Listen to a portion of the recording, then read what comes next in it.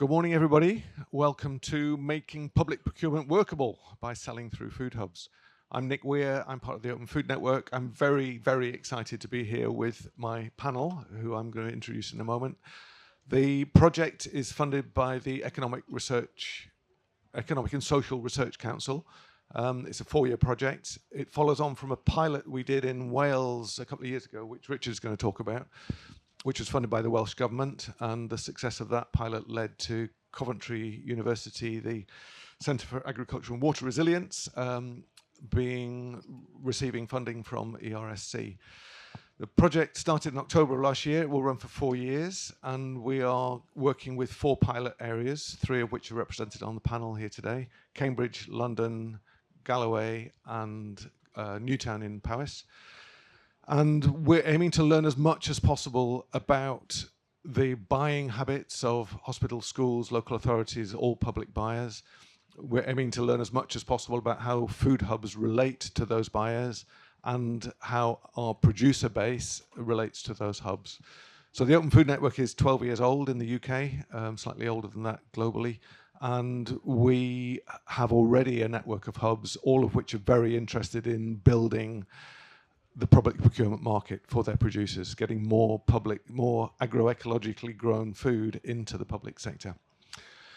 You're going to hear from 4 of my colleagues. You can hear from Abby, Richard, Zosia, and Kiloran. And I'm going to ask them to introduce themselves in that order. So straight over to you, Abby. Great, thanks, Nick. Hi, everybody. I've got about 7 minutes to rattle through a few slides. So I'll do my very best. Where's my clicker? Thank you. I'm from Dumfries and Galloway, which is in southwest Scotland, for those of you that don't know where it is. Anyone else here from Scotland? Yeah, just you, great. I co-run Propagates, which is a workers' collective. We do a whole load of food systems kind of work. I'm also a market gardener, and I have some Shetland cattle. There they are, eating some willow. I'm an educator, facilitator, organiser and coordinator of many food things. Hard to pin down. So a little bit about the Scottish context. I've lived in Scotland 27 years, which is my entire adult life. Specifically, I guess we have a kind of dominated by cattle and sheep kind of farming systems. Very little in the way of arable or veg production, which, as a market gardener living in an area that says dairy and beef, is a little bit sad for me. In terms of the kind of procurement picture, most school food is kind of done in-house by the local authority, so very little is subcontracted out to external sort of food providers. The NHS and health boards tend to order food via one big central purchasing point. So Dumfries and Galloway NHS sends its order to Stirling, and Stirling collates all the orders from every health board in the whole of Scotland. And then that food is then delivered back out. We also have something called the Scotland Excel framework, which has approved producers on it and approved suppliers on it. So local authorities and health boards are encouraged to choose their suppliers, be they fruit and veg, dairy, or anything else, via the producers that are approved on the suppliers framework. In terms of Dumfries and Galloway, which is the area that I live in. This is Galavidia, nice old map. We are 2,700 square miles with a population of 150,000. So you do the math, that is not a lot of people over a huge area and a lot of cows and sheep, basically. Dominant farming systems are beef, sheep and dairy. We have probably the highest percentage of dairy, lots of mega dairies in Dumfries and Galloway. There are 95 primary schools, which pretty much all have food preparation kitchens, which is a kind of big bonus in terms of kind of got to get in there with some fresh produce. 15 high schools, ditto, food preparation kitchens. Dumfries and Galloway Council have a pretty good distribution hub based in Dumfries, and so lots of the products and produce comes into the distribution hub, and they deliver it out across the region to all the different schools. Fresh veg and dairy is delivered directly to the schools. I'm the coordinator for the Dumfries and Galloway Sustainable Food Partnership, which is a cross-sector, multi-stakeholder approach to co-creating better food systems. So I've been doing that since 2020, and we have a pretty good sort of solid relationships with our local authority and public sector partners. Recently written the South of Scotland Local Food Growth Plan. So that's looking at how small and local producers can access local supply chains. So all of that plays into kind of the work that we're doing. So I co-run the Galloway Food Hub. It started as a Propagate project in 2022. It's now its own community interest company. It started with 7 producers delivering across about 10 miles, and it's now 33 producers delivering across 60 miles. Just turn my notes over. No, I won't. We have an online platform. We use OFN. It's kind of evolved rather than had a plan. Starting at Christmas as a sort of like, let's see what happens, and now it's pretty successful. Next slide. Yeah. So in terms of procurement work we've done so far, obviously we're a sort of partner with the Procurement For Good project that Nick briefly spoke about just there. This is kind of building on sort of 5 years of relationship building via the Dumfries and Galloway Sustainable Food Partnership.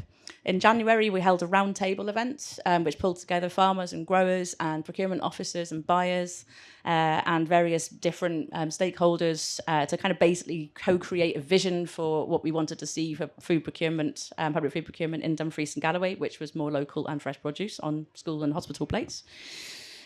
We took people on a tour of some of our local producers. So we've got Tour Organic Dairy, for example, who deliver directly. That's Andy in the middle. He's a veg grower, but also has cows and sheep. So just trying to kind of build those relationships and get people connected, buyers connected with farmers. I think that's a really important part of the picture. So my last slide, just thinking from the producer's perspective about some of the pros and cons. So I'll start with the cons. As a market gardener, which is what I am, I'm selling directly to a household means that I can get a higher price, basically, and schools and hospitals want to pay a lower price for their produce. There's also issues around production capacity and infrastructure, so we don't have enough veg. We're getting there. We're increasing veg production in Dumfries and Galloway, but we don't have enough. In terms of the abattoir, well, there's only one. That's a common issue across the whole country, obviously. But in terms of the pros, having a sort of procurement contracts will be consistent and predictable. We know where our produce is going. We know what the price is, ideally. The food hub, ideally, will take on the kind of contracts and arrangements for that, so that we, as the producers, don't have to worry about those relationships. And ultimately, we're getting local food on local plates, and that's what we all want to see. And that's me. Sorry about that.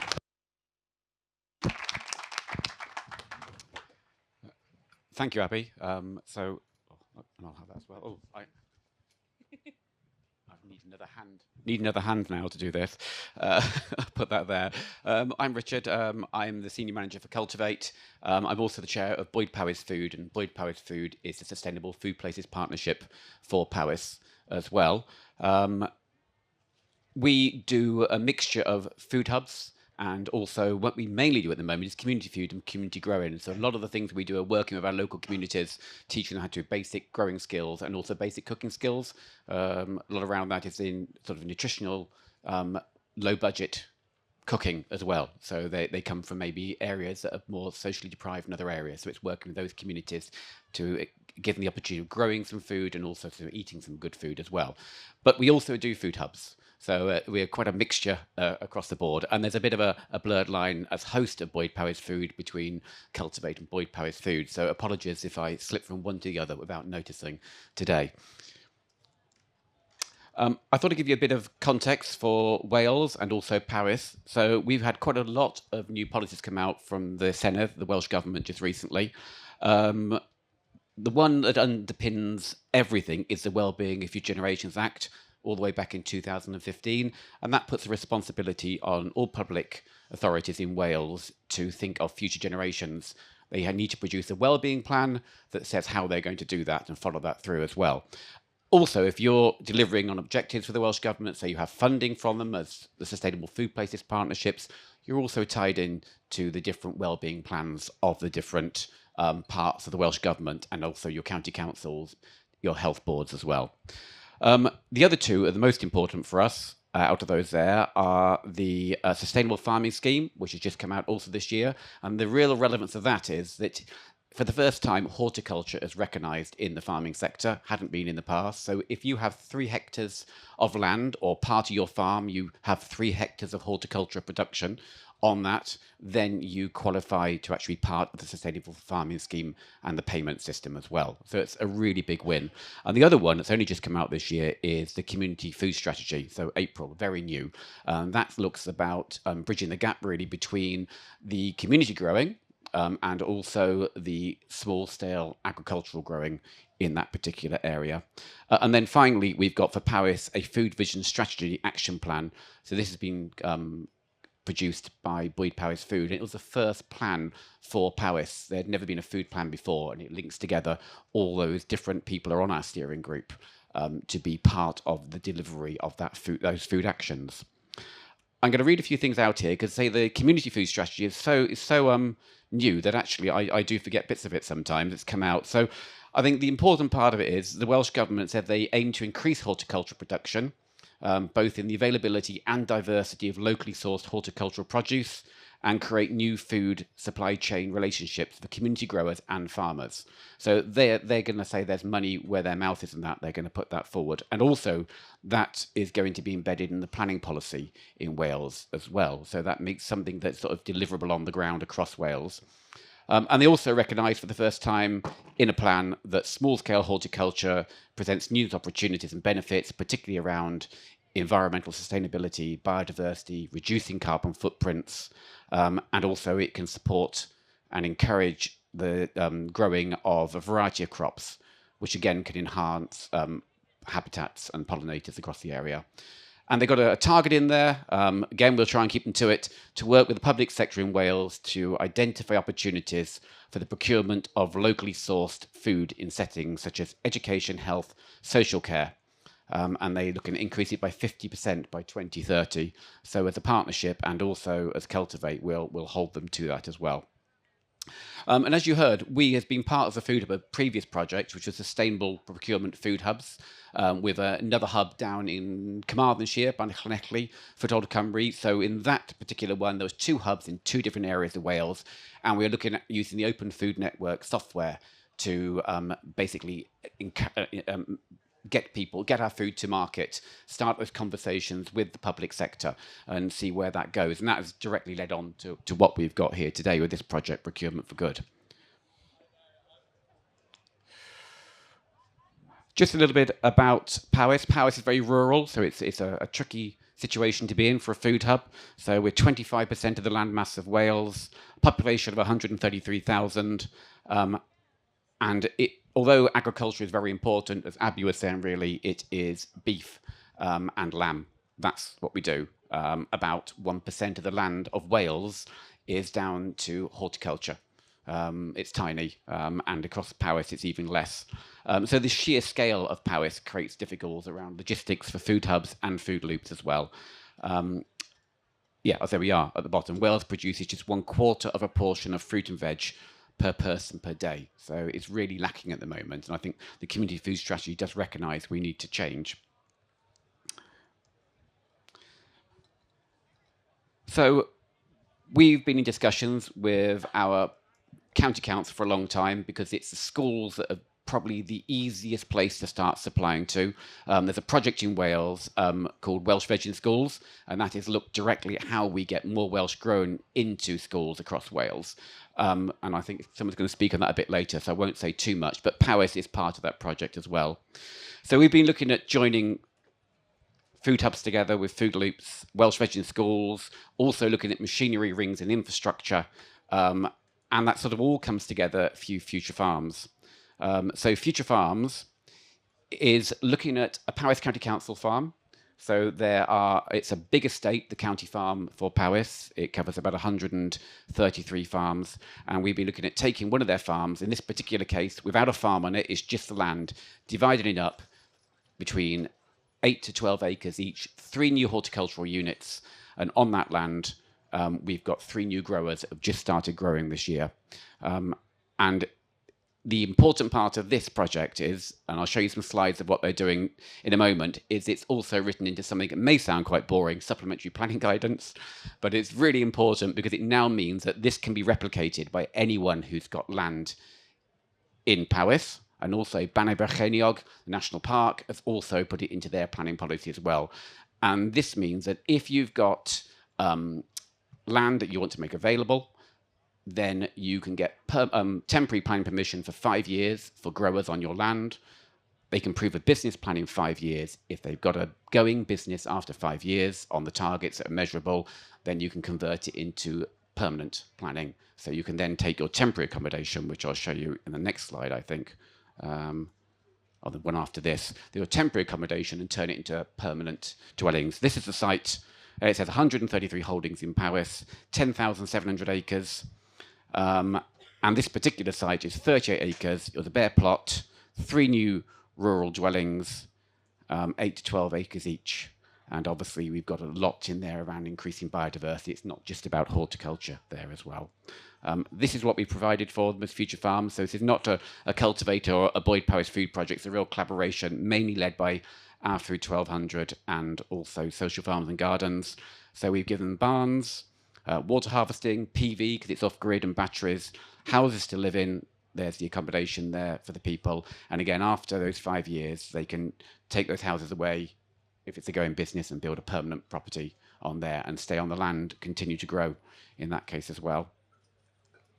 I'll just come back one before that. One thing I was going to say about public procurement. How am I doing for time, Nick? Am I okay? Tight. Okay, very quickly. A few examples very quickly from our local county council. Public procurement doesn't work for them, the tendering process either. They have difficulties about the amount of tenders they get. So if they go out to tender, they got a contract they want to bid for. Maybe they get one or no people bid for that contract because they've run into the same problems as local suppliers as hubs do. It's very rural. Logistics are difficult. So they've been trying to help the market help themselves, I should say, by working with potential new growers. And some of the barriers there are not to do with the fact there is lack of supply. It's to do with the fact that small-scale businesses in a rural county don't have the right paperwork. So they've been working with them to actually, modern slavery policy or something like that, something you need to supply into a county council, but actually they don't have this. So they've been working with them to do that. And I'll zoom on quickly just to say, it's important to note across Powys and across Wales, we've really got a lot of partners involved. And I know I've missed 2 off there, Better Food Traders and our Open Food Network as well. There's so many of them. Really, it's them bringing their capital and their revenue together and collectively really working together to make a difference. It really is lots of different pieces coming together to make a change in the sector. Oh, and over to Zosia now.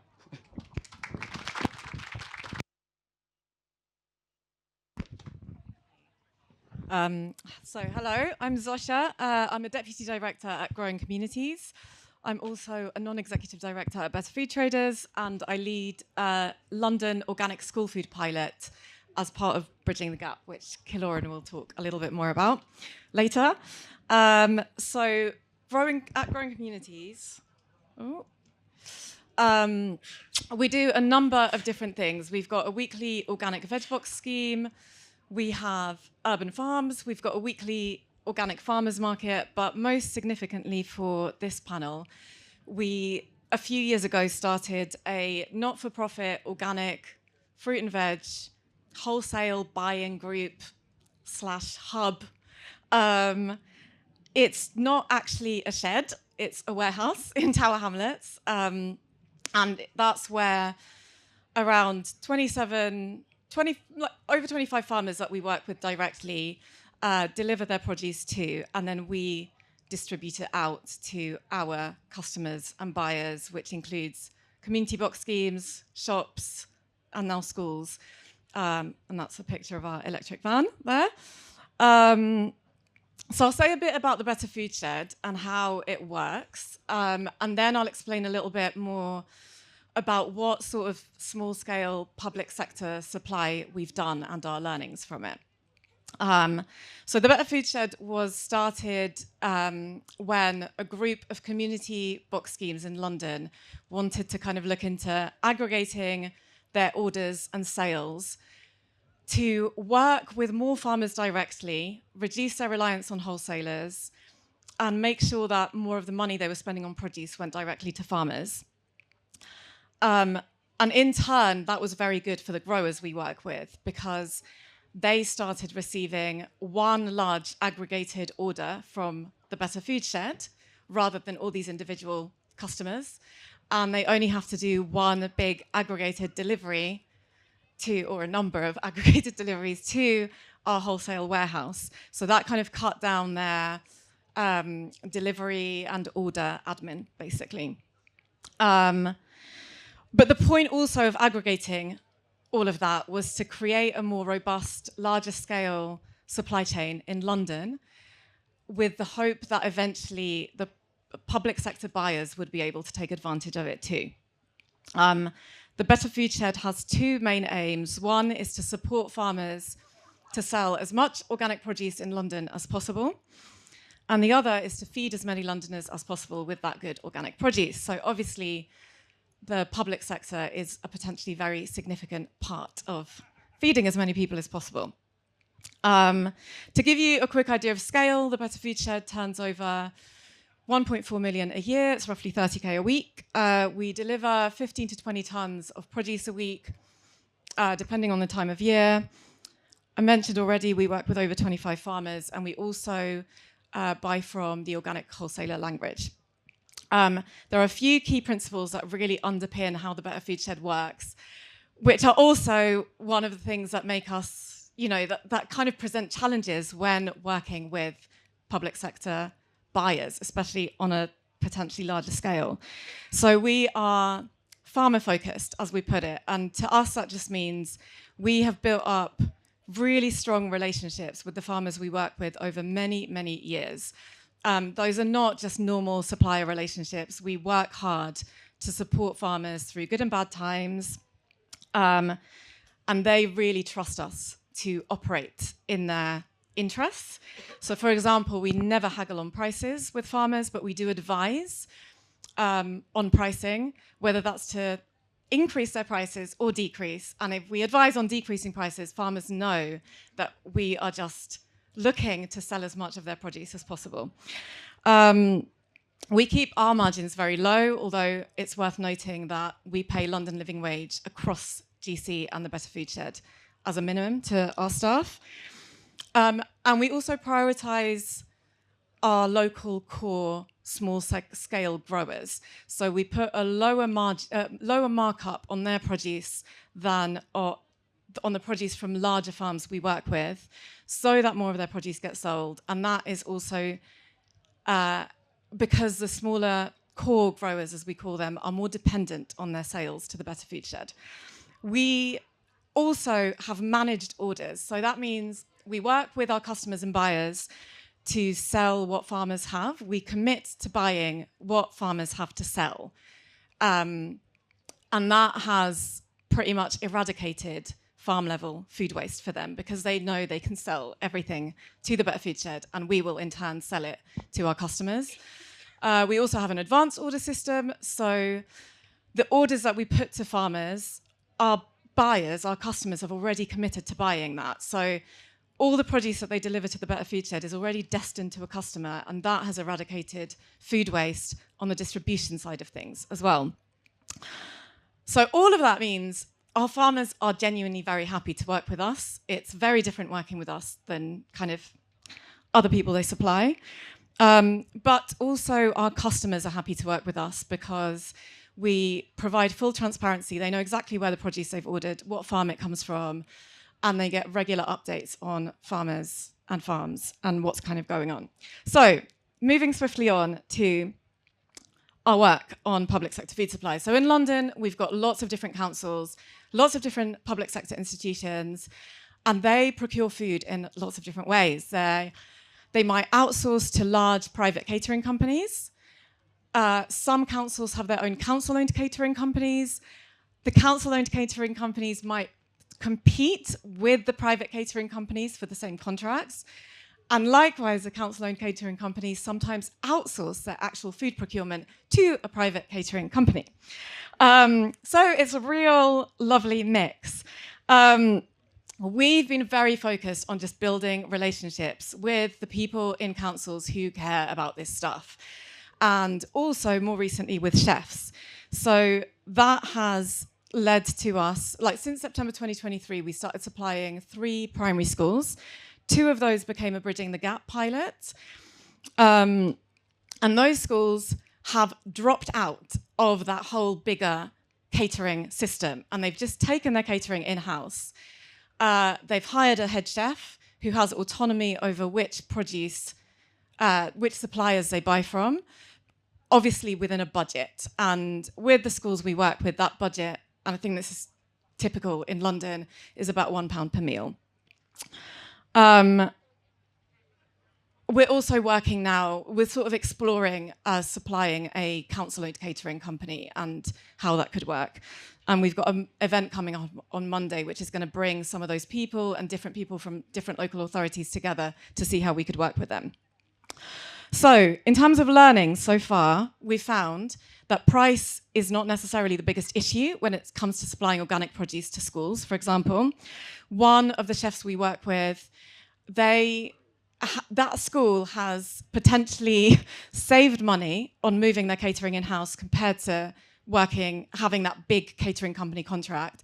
When they had that catering company contract, the children weren't allowed to have seconds and thirds. And now, despite the fact that the chef is buying organic produce from us, the children can eat as much food as they want. So it's very depressing, maybe slightly hopeful. The chefs we work with have also freed up budget by increasing the plant-based ingredients in their menus and decreasing animal-based ingredients, so freed up the budget to get more organic produce.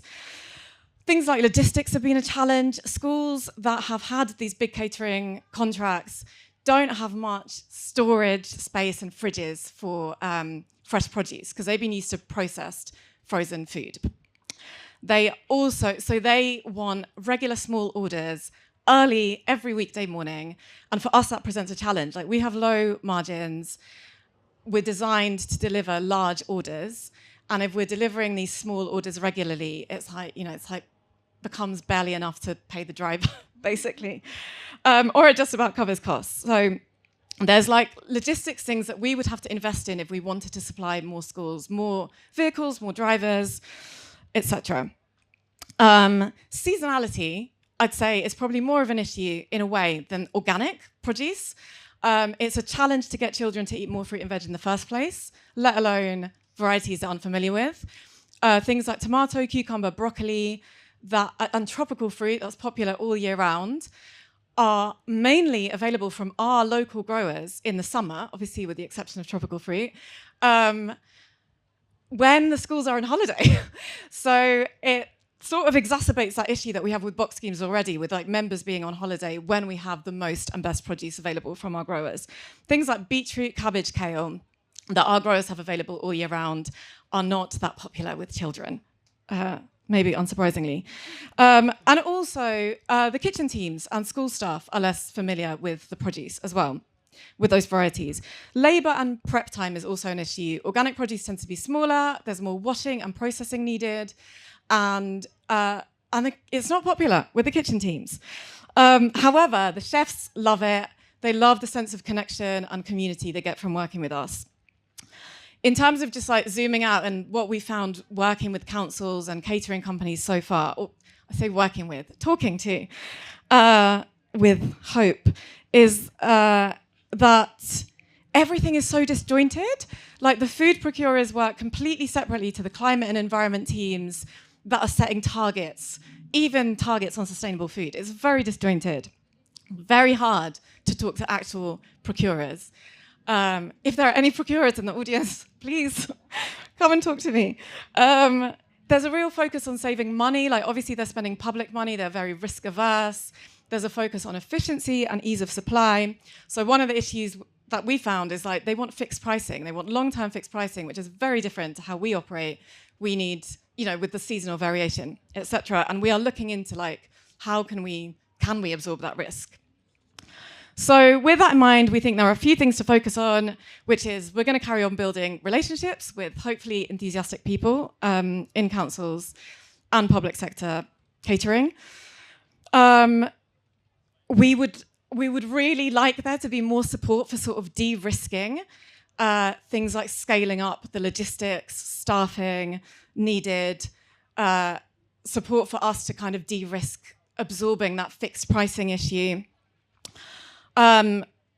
Public sector kitchens also need more fridges and food prep equipment if we want them to work with more organic agroecological produce. And then another thing which I haven't mentioned is that we also have found it's probably going to be important to engage public sector kitchen staff and school staff, because they can really set the tone with how much children want to try seasonal veg focused meals at school. Like if they are turning their noses up at it, the likelihood is that children will too. So that's it. Sorry I've chatted too long.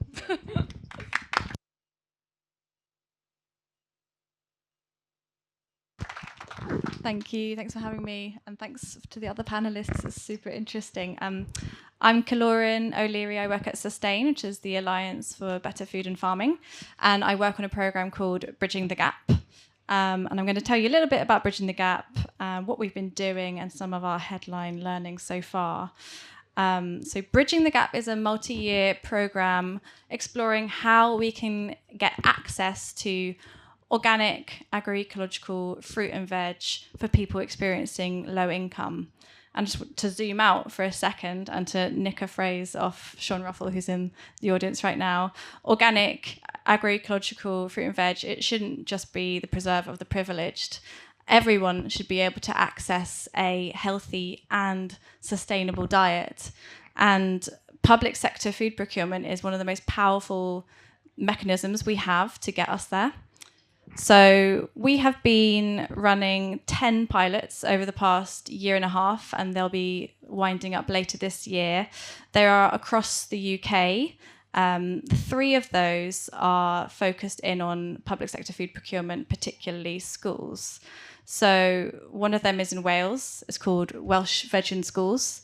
And that started off back in 2022 with one grower supplying courgettes into one local authority, which was Cardiff.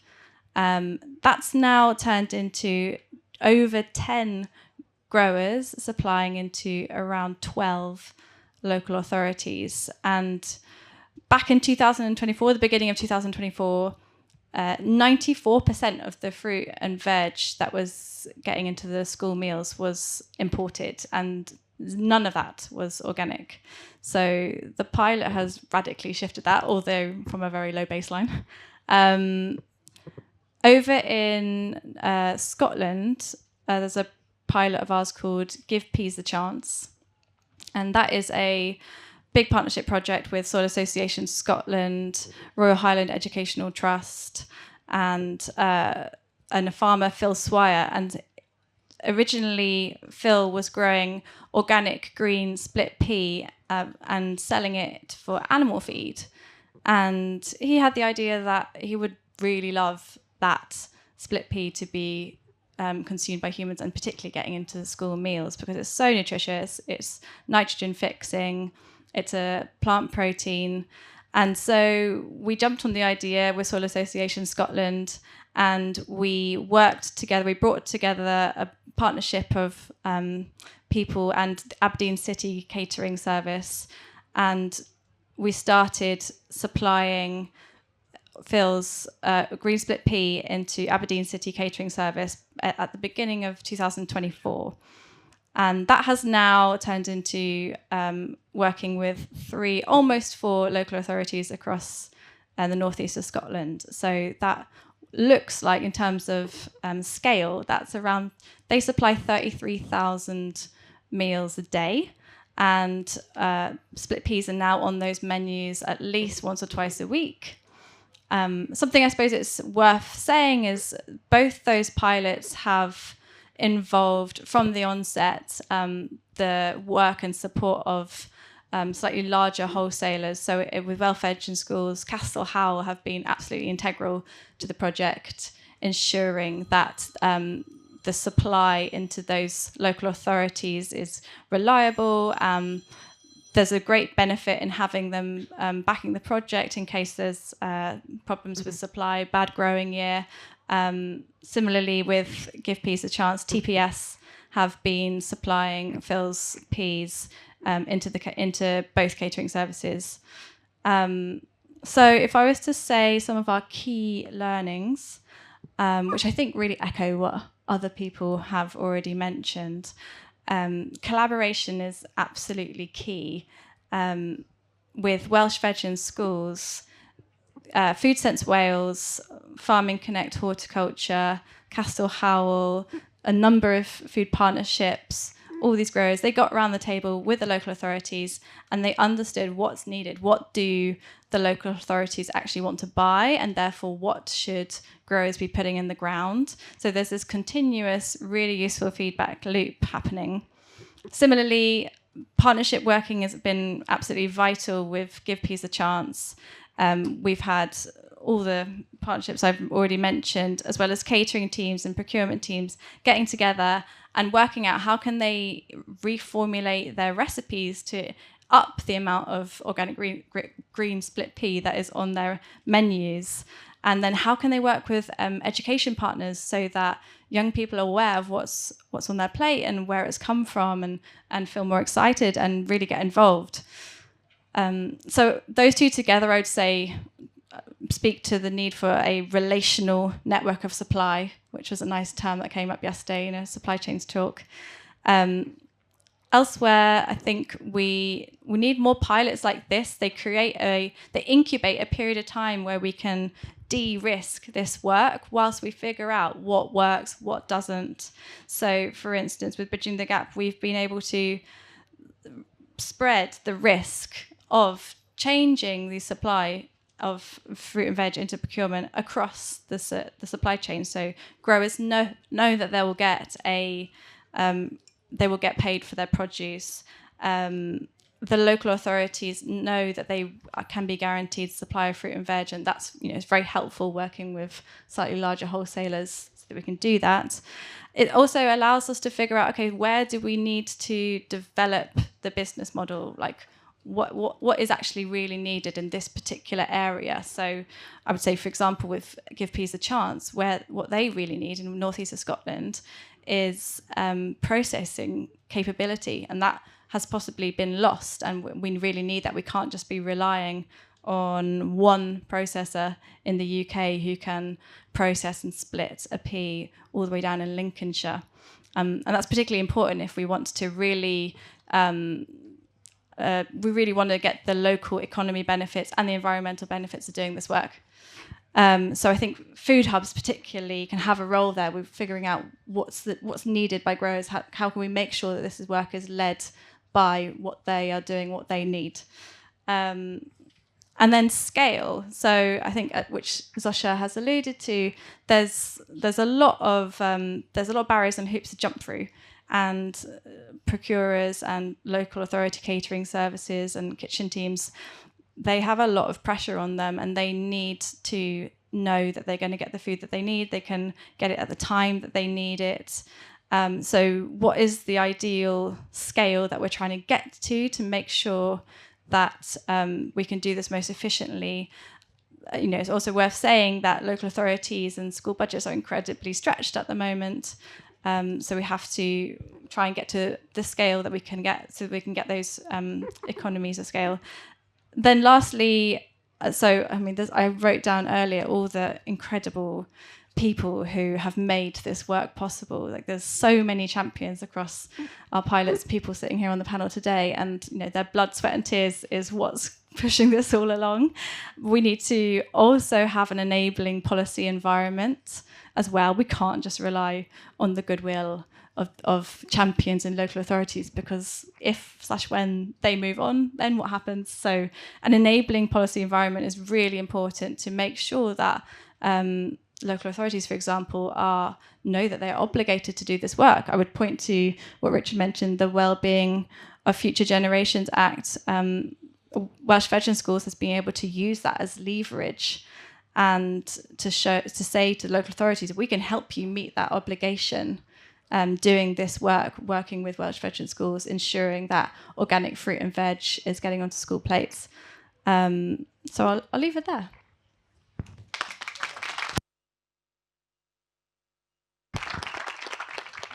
Thank you all very much. It's inspiring to work with you all. Questions? Chris will have a roving mic. I think that was the first hand that I saw up, and that's the second one. Please, can you tell us your name and your role, and then your question, please?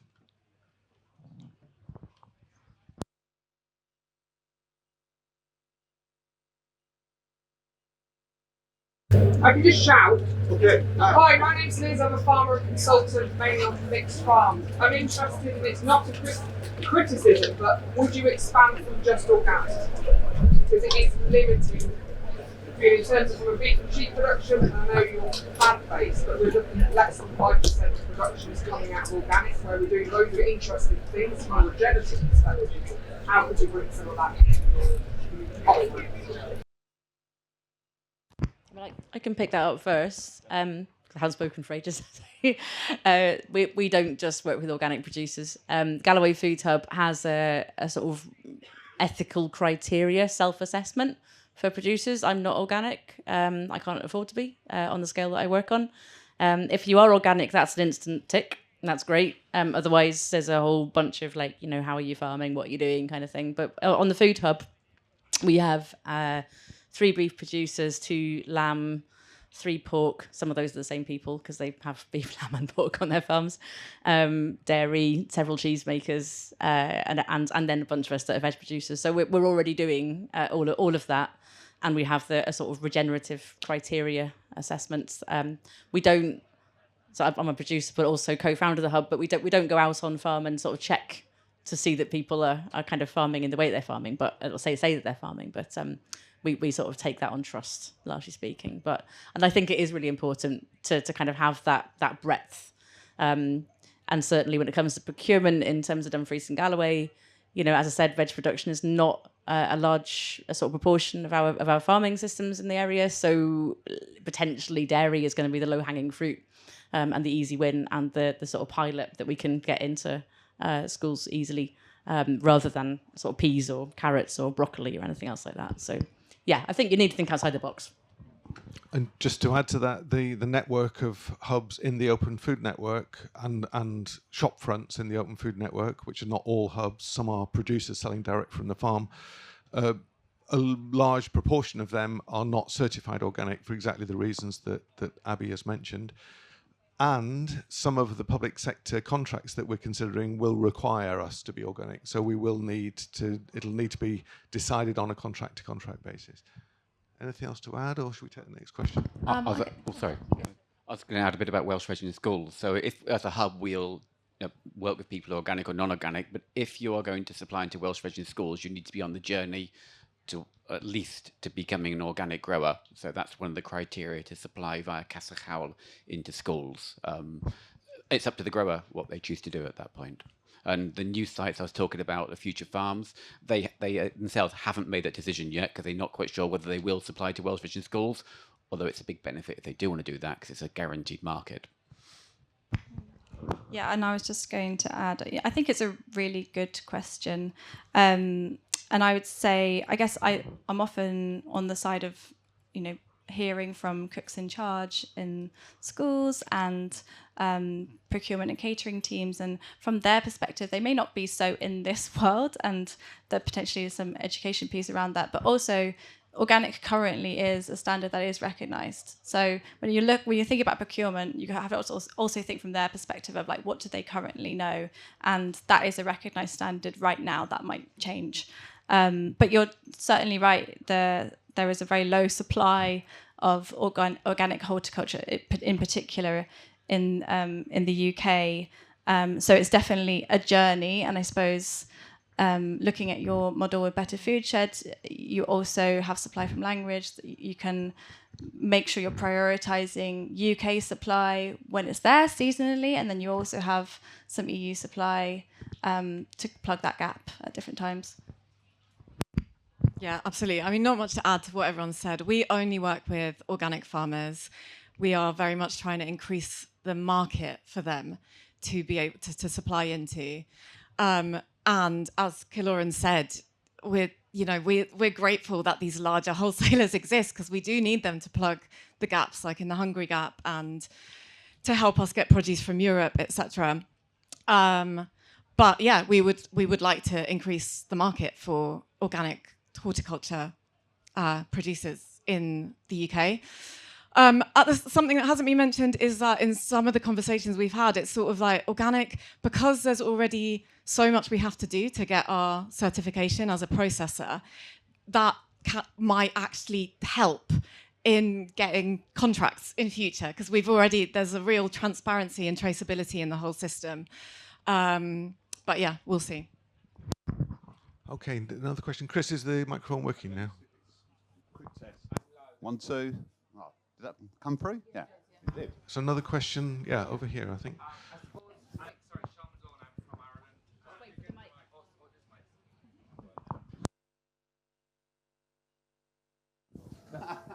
Oh, it is.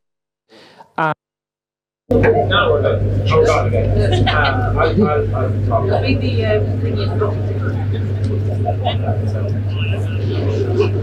No, look, I'm interested in the public procurement from, what we're struggling with in Ireland is the requirements from the process that are clear this way.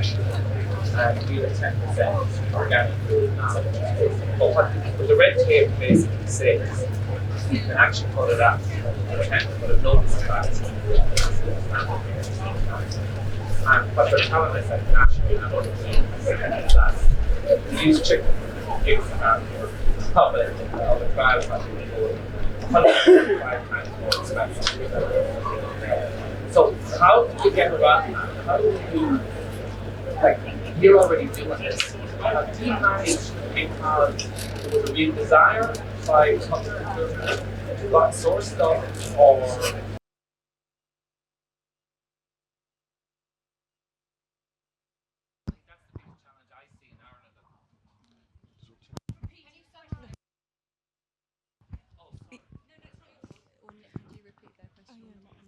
So the question was about organic standards and the option to lower, if the contract allows that, to lower the standard. I would say the challenge is more about being able to engage a public Okay, is it?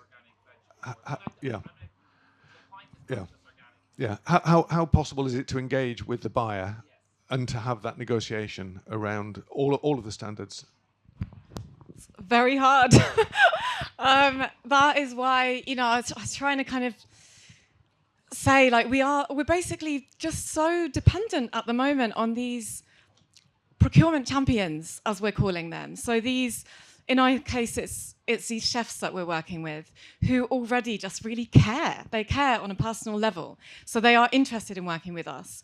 One of them was someone that Danny, who heads up the Better Food Shed, has been working with for a long time across different areas of work, and now he works as a school chef. And the other one was someone I reached out to, who I sort of like saw online on LinkedIn, of all places, was very interested in good sourcing and in what children were eating.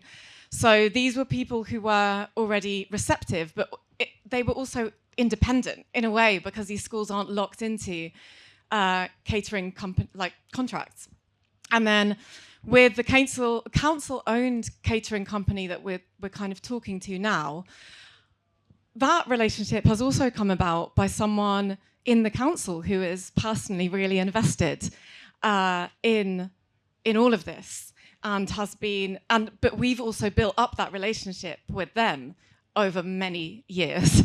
So it's actually been really hard to talk to actual kind of food procurers, people who are making big decisions on what food gets procured. And as I sort of briefly mentioned, they're so risk averse, they're spending public money. The focus is entirely on saving money at the moment, and ease of supply and efficiency and all of that is quite incompatible in a way with us and our values. But, you know, we're going to gradually try and find ways to work together. But there's just like wider system change, bigger targets that are needed, and more joined up targets, I guess. And for all these like environment targets, food, public procurement targets to just be more linked up. Because yeah, at the moment it's just this kind of, feels like a sort of dinosaur that's like moving very slowly. And yeah, so I don't have a better answer for you than that yet. But maybe bridging the gap, you know, will come out with the solution. Yeah. Okay. Yeah, very briefly. Well, actually, Sean Ruffles sitting right in front of you, and I was talking to him yesterday. He is managing director at Organic North, and last year, I believe, they started working with Bury councils, 4 Bury schools, via their relationship with YPO, Yorkshire Purchaser Organisation, and from what I believe, they found that the prices are relatively competitive compared to the supply they were supplying before. That's for organic fruit and veg. So that's an example outside of Bridging the Gap. Within Bridging the Gap, we have been able to use this period of time, these pilots, to plug the cost difference for the period of time, because it varies. But I would say with Give Peace a Chance as one of the examples. So with Aberdeen City Council, we have subsidised that price difference. It is more expensive to buy organic green split pea from a farmer in Aberdeenshire compared to Canada. But it's a relatively low cost item, actually, even with that cost increase. And what we've been able to achieve now is that Aberdeen City Council have decided to carry on that supply because they see the benefit, and we're getting amazing learning from these pilots, which we'll be sharing in autumn 2025. So look out for that. We'll have more to say. Can we have the next questioner, please? Lady with her hand up there. Could you come to the front, please? And while you're doing that, just to add to what my colleagues have just said, the program that we're running, this Procurement for Good project, is a 4-year program. Coventry University are leading this, and they are a research organisation. They are really interested in exactly the questions that you're raising here, and how can we tackle those questions? Yeah, take that, Mike. How can we tackle those questions, and how can we make policy recommendations and changes to the buying processes to make it a lot easier? But that is the main focus of this project, is to learn and make changes. Thank you very much. Angela Kirkwood. So in East Yorkshire, I've been trying to work with East Riding Council to get more local food onto their menus, and I'm struggling. But one of the things that they've absolutely leapt with is a climate menu. And this climate menu, the only thing that they've done to call it a climate menu is take meat off the menu. So how do we make these climate menus more holistic in that they look at local food production, food waste, seasonality, all those things that should be involved in a climate menu and not just taking meat off? Yeah, so I think there's a big education piece needed for people in education, the people who are doing the food buying, doing the cooking.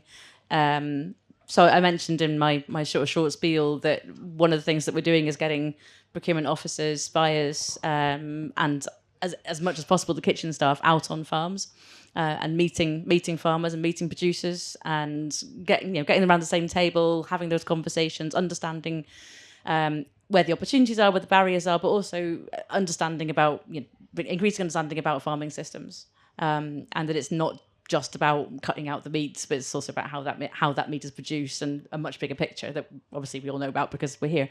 I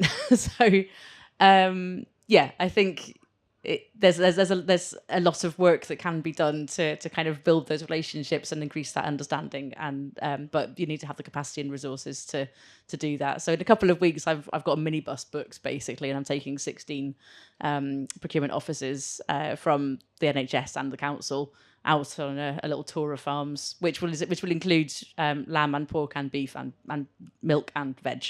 It's going to be a long day, but.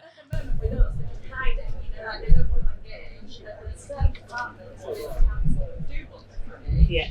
But the procurement people are actually doing it are yeah, that's normal. And I think it's a bit like Zosia said, it's about finding those individuals, and it's a shame that it is always like this, but it has always and it will always be like this. There will be somebody that is into this, that gets it and wants to see something change. They might need some help to get there. You might need to hold their hand, but you know, that's where we come in, is to kind of enable and support and nurture those people to kind of go, yeah, let's do this. Very, very quickly, because I've been instructed to be very quick. I really want to be able to share with you some of the full learnings that we have from Give Peace a Chance, but I'm not quite allowed to yet. But we have done some analysis of emissions when you reformulate recipes and menus. So we will be able to share some of that soon. So hopefully that will be really helpful. Also, I would look up the London food purchasing commitment, which there are 5 London councils signed up to and who worked on that, and that covers a number of different actions that you can take to lower your carbon emissions per school meal. So I'd definitely check that out. Thank you very much. I was just going to say very quickly, there's a consultation on school menus in Wales at the moment going through. That's open to public sector, it's open to parents as well to contribute. And we found in Wales that Sustainable Food Places Partnerships, that's actually been a really good way of talking to the procurement team, and they're inside that partnership in the steering group, and so we can have very open and honest conversations with them as well. And probably got time for a couple more questions. We think the roving mic is working. Let's try at the front there, and then 1, 2, further back there. Right. So just here. Thank you. Hi, Ali Ranimi from Brighton Hove Food Partnership. I'd like to talk to you about buildings, if I can, because we are a very big city, land and buildings are really expensive, and it's one bit of the problem that we're struggling to get like funding or even find a location. So how did you go about the Better Food Shed, like finding that space? And if you can't find a space like that, are there other solutions, like, for example, a farm hub where they can do the processing and bring it into the city? So, yeah, that's what I would like to know. And just before Zosia takes that answer, if you have questions and you haven't had time to ask them, please take a note of those 2 websites. The top one is the Procurement For Good project, which is the 4 hubs supplying into public sector, and the one below that is Kiloran's work on bridging the gap. So please take a note of those websites if you haven't had time to ask your question. Well, I've got time for one more question after this, but Zosia. So, in reply to that, it's also really hard. It was really hard for us. Yeah, it's same. You know, there's basically it's kind of becomes a planning land use issue. So we absolutely need more light industrial space in cities to kind of enable the, I guess, sustainable supply chains and other businesses to operate. And that's really hard because a lot of councils are prioritising office space and things like that. Like, we need space for lorries and vans and stacks of vegetables. So we found some warehouse space in this kind of larger building and project that was sort of receptive to what we're doing. It's decent-ish rent, but we would love to see more support for lowered rates and rents for businesses like ours. Like, that's another really important piece of this puzzle.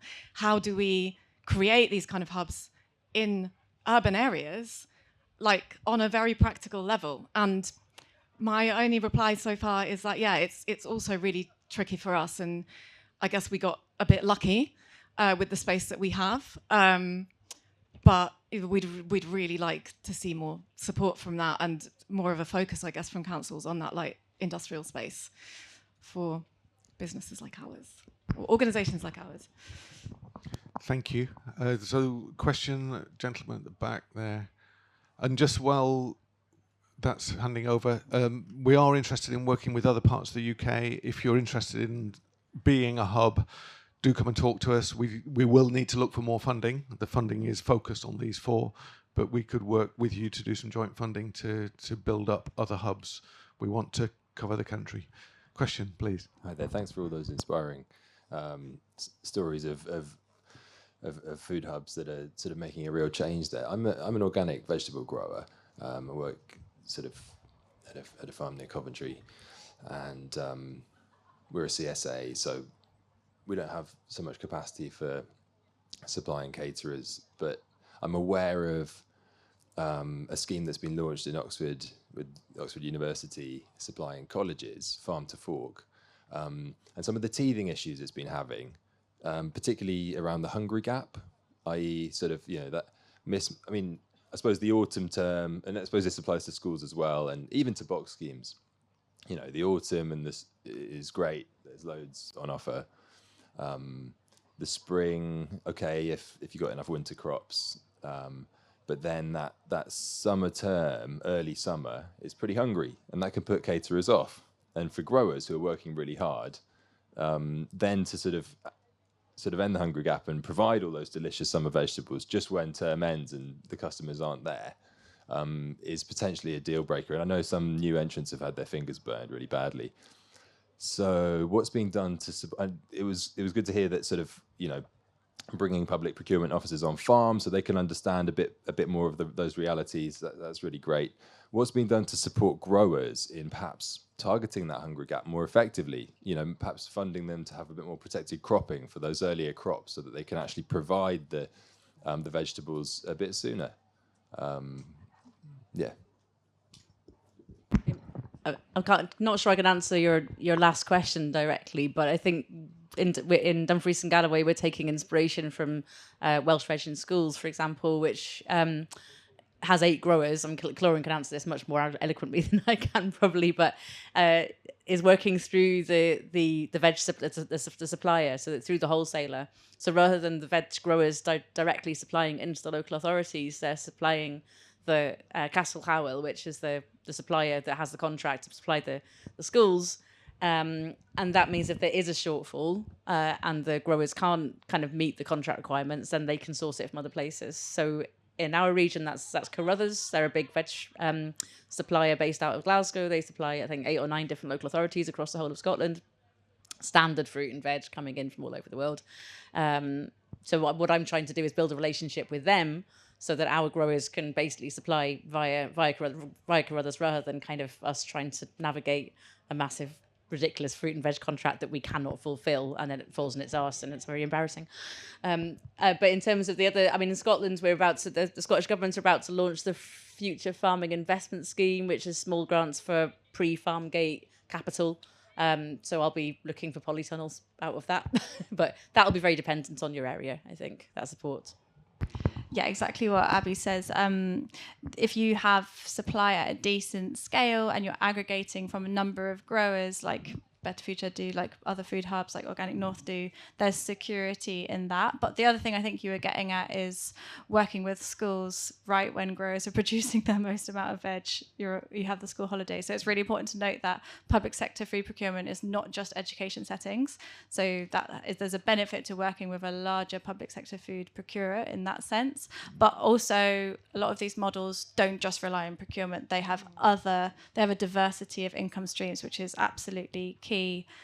Your point around how can we extend the growing season, probably have slightly less expertise there, but I would say that Bridging the Gap is looking at our policy recommendations across a number of areas, including horticulture and supply chains, and we do think that there is work to be done to make sure that existing capital grants can be tweaked and targeted to smaller growers and going to the right places. So this is definitely something we're looking at, and so yeah, I'd look out for our report in autumn. Just to agree with what everyone else has said there, but to add to that we've been looking at the infrastructure. So that's something we've funded. As Boyd Powys Food, we've put polytunnels on the new farming site, and that sort of links into that machinery we were talking about. So it's also they're looking at irrigation equipment and any other bits of kit that may be needed, which can be shared between the growers, both on that particular site I was talking about, but actually to other growers in the area. Not the polytunnels, they're fixed, but the other bits of kit that can be moved around are moved around. Thank you all. I'm sorry we didn't get to all of your questions. Please do take our websites, come and talk to us now. We'll be here for another 5 or 10 minutes. Please, final round of applause for our lovely panel. Thank you.